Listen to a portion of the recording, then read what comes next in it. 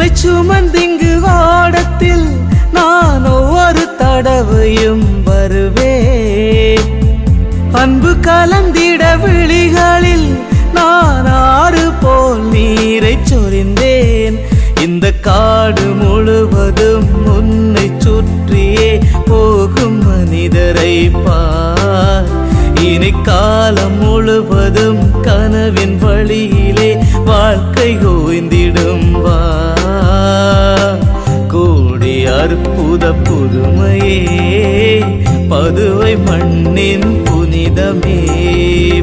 குழந்தை இயேசுவை ஏந்தியே குடியை காப்பவரே.